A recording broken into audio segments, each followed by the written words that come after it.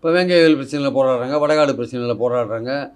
கொடிக்கம்பத்தை வந்து அவங்க நினச்ச இடத்துல நிறுவ முடியல, கொடி ஏற்ற முடியல. அதுக்கு ஹைகோர்ட்டோட டைரக்ஷன் இதாக இருக்குது. திமுக இதில் ஸ்டாலின் கொண்டு போய் இது கொடி ஏற்றாதுன்னு சொல்ல சார். ஹைகோர்ட்டோட டைரக்ஷனை வந்து இம்ப்ளிமெண்ட் பண்ணுறாங்க அதிகாரிகள் வந்து விடுதலை சிறுத்தைகள் பற்றி பார்க்குற பார்வை கொஞ்சம் வித்தியாசமாக இருக்குது. அதனால் அவங்க வந்து ஏதோ ஒரு வகையில் தடை போட்டுன்னே இருக்காங்க வச்சுக்கோங்க. அதாவது இது மாதிரிலாம் பண்ணால் சிறுத்தைகளுக்கும் கவர்மெண்ட்டுக்கும் பிரச்சனை வரும், திமுகவுக்கும் பிரச்சனை வரும்ன்ட்டு அதிகாரிகளே சில பேர் வேலை செய்கிறாங்க. என்ன பண்ணுறது? இந்த கூட்டணி உடைக்கணும். ஆமாம், அதிகாரிகளே வேலை செய்கிறாங்க. அது திருமாவுக்கும் தெரியும். அதனால தான் திருப்பி என்ன சொல்கிறாரு, நாங்கள் எந்த காரணங்களும் தொலைநோக்கு பார்வையோட ஒரு கூட்டணி, கொள்கை ரீதியான ஒரு கூட்டணி அமைச்சிருக்கோம், நாங்கள் வெளியில் போக மாட்டோம். அது திருச்சியில் நீங்கள் பேசின ஒரு விஷயத்துலேருந்து தெளிவாக ஒரு கோடை போட்டார். நாங்கள் தாவேக்கா பக்கம் போவோம்னு ஒரு செய்தி அடிபடுது, அவங்க போவோன்ட்டு அதுக்கு ஒரு ஃபுல் ஸ்டாப் பண்ணி வச்சுட்டாரு.